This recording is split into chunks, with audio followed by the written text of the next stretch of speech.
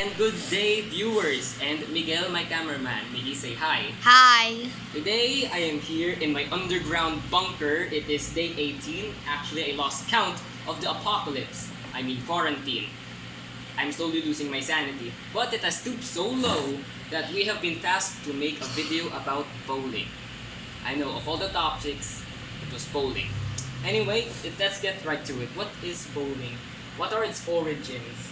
Well, the origins of bowling dated back to the Egyptian Empire. At its very height, about 5,000 years ago, when a British anthropologist named Sir Flinders Petrie, or Petrie, if you will, found a primitive bowling set in the grave of a child. I know, very morbid. Fast forward to 300 CE in Germany. Now, the Germans had a different belief in bowling, as like they had different beliefs, like in World War II, where they had to kill other races. But this isn't one of those beliefs, thankfully. Now, according to history, the Germans would actually call these pins kegels, or kegel, if you were German. Now, these kegels were wooden pin rods, or actually stone in some cases. They usually use this for sport and protection. Now, it was believed that knocking down these kegels, or pins, would protect them and pardon their sins. This is actually a better way of doing confession. Now, if we zoom forward a couple more years to the 1300s, 1366 in fact, in England, King Henry III banned bowling in England. As crazy as it sounds, it actually was done as bowling used to be a distraction for the archery practice for soldiers. And by the 1400s, bowling was unbanned. And unfortunately, it was only made to be unbanned for the wealthy. It was, of course, the rich man's sport.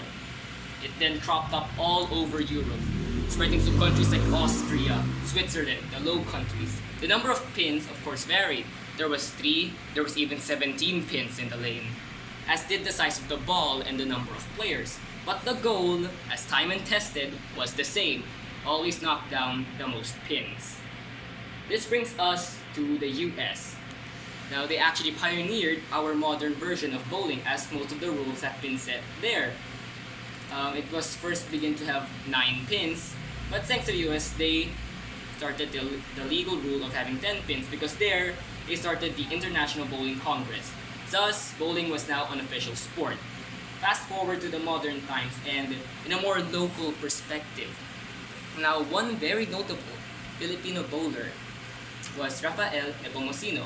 His nickname was Paeng, born of January 30, 1957 in Manila.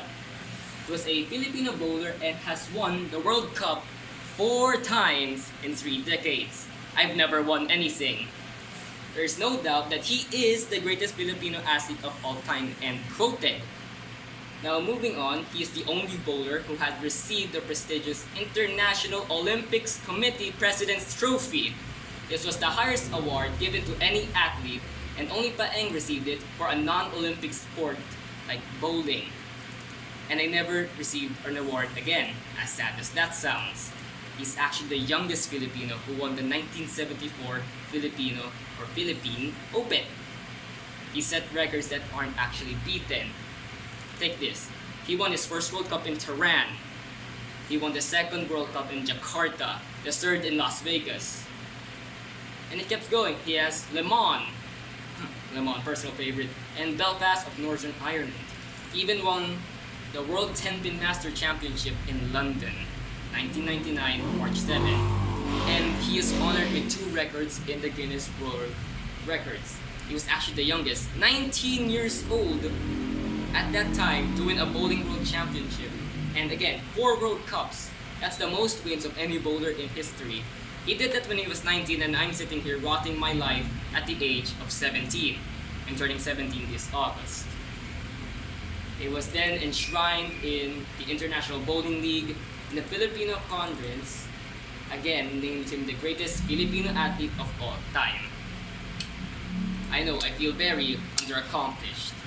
Moving on to the equipment of bowling. Now, for bowling, when you show up to the court, or, well, Time Zone actually has bowling nowadays, you'd have to wear shoes because regular shoes may stick to the floor. There's, of course, the ball. The place will provide it. These are the house balls, but professionals will make and choose their own ball based on the mass distribution. Pardon my stuttering there, I haven't had a good tea in a while. Now, casual bowlers would optionally choose the house ball of different weights and actually several pounds, that actually be 9 pounds, 10 pounds, 11 pounds. There was, of course, wrist guards, finger tape, and powder, all for the purpose of protection and having grip on the ball. There were elbow, wrist, and ankle bands as well to reduce the chance of getting a strain. And for many of the professional and veteran players, they usually carry a microfiber cloth such as this or towel. Now this actually helps in removing some of the oils that accumulated on the bowling lane, again improving grip. As for the rules of bowling, again standardized by the International Committee, the goal is to knock down all 10 pins. Each frame consists of throwing the ball twice to knock down all the pins. If you knock everything down on the first try, that's a strike. If you knock down the pins, all 10, with two consecutive knocks or rolls, you would call it a spare. Now each game consists of 10 frames. If you bowl a strike in the 10th frame, you actually get 2 more balls. And scrolling down the line, things get quite complicated. For instance, an average of 3 games are played in major tournaments. You determine a 3-game average by adding all 3 scores and dividing it by 3. Sounds like grade school or math, but to me that's algebra. And there is a foul line. The foul line is that little black strip approximately 1 meter from when the lane starts. If you step across that line, any pins knocked down during that roll will not be counted to your score. And interestingly enough, they even have what's called ramp bowling for those who are in wheelchairs. And again, I'm not in a wheelchair, so I have no idea how this would work. Although it's good that they are approaching those with disabilities. Now, of course, every bowler must wear those shoes, bowl on your own lane, don't bowl at the same time as someone else in a tournament, and you must be appropriately dressed. Jeans are in fact acceptable in bowling. Now, there are several tips that you can take, but remember, I am not good at bowling or any sport in general other than motorsports, which is racing. That is a self-proclaimed title. Now, one thing about bowling, and that also applies in racing in fact, is being flexible. Flexibility and the ability to adapt. Moment of silence there. Of course, this is a very, very vague statement, but based on what I got from a bit of research, it actually helps to be flexible by number 1, if you're flexible, you'll be able to analyze the oil pattern in the game. The same way if you were to be driving, you'd know the conditions on the track. In bowling, you know the conditions on the lane. You'll know whether to wipe your ball, to switch to another ball, to have more grip. Now the bowling strategy, that's one thing you have to consider. That's why being flexible is one key thing to this sport. Because you're running 3 games, and you're going to have several strategies for each just to throw off your opponent. Another little tip there is to choose a lighter ball. Now we all want to show off and see that we can lift, but being, well, as scrawny as I am, choosing a lighter ball for most younger players, an 18-pound ball, something like that, that's not in our range, of course. So choosing something lighter would help better control the ball and better release it. Now, another thing, you want to focus, but not just on the pins, focus on where the ball goes. Now the lane with the most oil is right down the middle of that lane. So if you throw your ball on the outside, you're gonna give it more traction as it curves inward. Another thing is that you need to line up your approach. That's because, as you know, like I discussed earlier, there was a 1 meter gap from the start of the lane. Step across that line, that won't be counted. So line it up before the foul line. And a little tip here, if you're left-handed and right-footed, i.e. J-roll, because I'm left-handed and right-footed, you want to hold the ball with a 2 with the middle dot. Well, I don't have a ball, I got this nifty little bowling ball, basketball. It's a 2-in-1. And because of the virus, I even strapped a little mask on him. I want to make sure that this bowling ball, which I've now named Brian, is safe. So Brian, the bowling / basketball, well, let's determine that this middle dot would be around here. As you know, with a normal basketball, with a normal bowling ball rather, you'd have three little dots here to put your fingers in. As sexual as that sounds, that's, well, how it works. You gotta hold it like this. But you want to put it at a 2 o'clock angle if you're left-handed. But if you're right-handed, you might actually want to pull that a bit off center around 12 o'clock. Just follow the orientation of your finger. This is 12 o'clock right here. If you're left-handed, you want to move that a bit to the right around the 2 o'clock position based on what I've read. Again, I'm not the best guy at bowling or any other sport other than racing. So, another thing. Keep your arms straight, like real straight. And another tip from the pros that I heard is to keep it around your hips. Yes, the hip. It's really all in the hips. You need to step up your power just a bit. You want to release the ball when it's around the point of the hip here. That's when you're going to be releasing it with all your power. Just to save a bit of energy. There we go. And to curve it. Now, curving a ball, like what I said, it also goes in the position of your fingers. For me, that's a 2 o'clock position. If I hold it at the 2 o'clock position with my left hand, that would cause the ball to curve a bit to the left here. And that, so if it goes on the right side of the lane and curves left, it would go on the middle lane, which again has the most grip. You want that to maximize your potential of gaining momentum and striking down all the pins. Now, you want to follow through, of course, that's a mistake lots of make. Failing to follow through reduces of rotations, blah blah blah.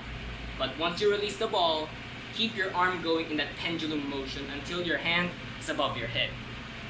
And of course, take it nice and easy. There's no rush to mastering any sport. There are, of course, the good parts of bowling, the benefits. You get to burn calories when an average bowler walks up to the ring. You can burn up to 175 to 300 calories an hour in a standard 3-game series. It of course strengthens your muscle with the average weight of the ball being 14 pounds. I mean, seriously, swinging a 14-pound ball is already hard enough on its own, so expect to bring in a bit of muscle mass.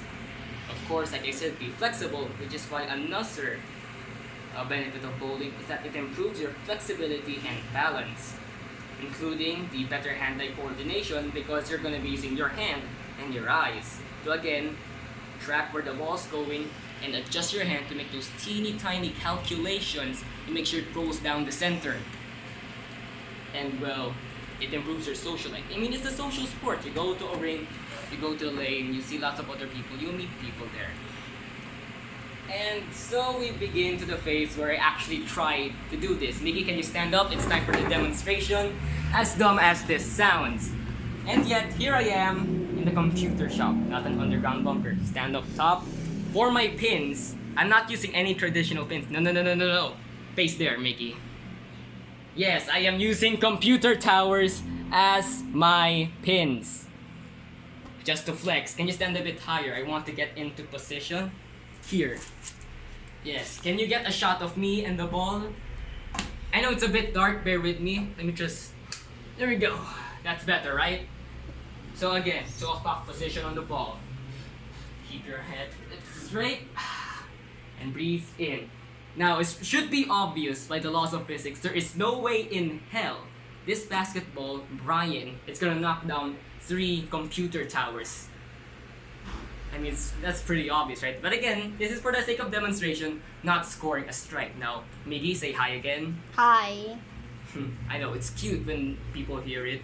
Now, when this ball's rolling, I want you to track it, alright? Watch it go down the lane. I'm gonna apply everything that I said, motivate myself with the power of being lonely. Because I like being lonely. Around the hips, and go. I know, it's a basketball. What did you expect? And well, there you go. I have demonstrated how much of a failure I am in life. But hey, I got this job done. Miss, you better be happy about this. That was an entire research session done and a little demonstration. There's a lot of facts in there. I mean, I could even send you the links if I wanted to. And I know you're gonna ask me for it. Anyway, Miggy, thank you for holding the camera. Say hi again. Hi. And say bye. Bye. I'll cut that video.